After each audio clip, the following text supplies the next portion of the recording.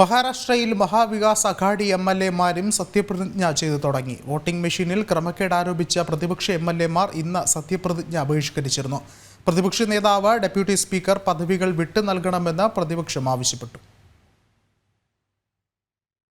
മഹാരാഷ്ട്ര നിയമസഭാ തെരഞ്ഞെടുപ്പിൽ മഹായുതി സഖ്യം വൻ വിജയം നേടിയത് വോട്ടിംഗ് മെഷീനിൽ ക്രമക്കേട് കാട്ടിയെന്നാരോപിച്ച് പ്രതിപക്ഷ എംഎൽഎമാർ ഇന്നലെ സത്യപ്രതിജ്ഞ ബഹിഷ്കരിച്ചിരുന്നു. ശിവസേന ഉദ്ധവ് വിഭാഗത്തിലെ 20-ഉം കോൺഗ്രസിലെ 16-ഉം എൻസിപി ശരത് പവാർ പക്ഷത്തെ 10 എംഎൽഎമാരുമാണ് വിട്ടുനിന്നത്. എന്നാൽ നിയമസഭാ മണ്ഡലത്തിലേക്കോ ലോക്സഭയിലേക്കോ തെരഞ്ഞെടുക്കപ്പെടുന്ന അംഗങ്ങൾ സത്യപ്രതിജ്ഞ ചെയ്തില്ലെങ്കിൽ മണ്ഡലം വേക്കന്റായി പ്രഖ്യാപിക്കാൻ ഭരണഘടനയിൽ വ്യവസ്ഥയുണ്ട്. ഈ നടപടി ഭയന്നാണ് മഹാവികാസ് അഘാഡി ഇന്ന് നിലപാട് തിരുത്തിയത്. അതേസമയം പ്രതിപക്ഷ നേതൃസ്ഥാനം നൽകണമെന്ന് മഹാവികാസ് അഘാഡി ആവശ്യപ്പെടുന്നു. സഭയിൽ 10% അംഗങ്ങളുള്ള പാർട്ടിക്ക് പ്രതിപക്ഷ നേതാവ് സ്ഥാനം നൽകാനാകൂവെന്നാണ് വ്യവസ്ഥ.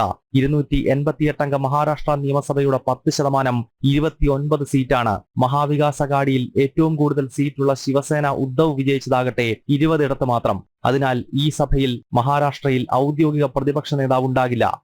ജനം, ഡൽഹി.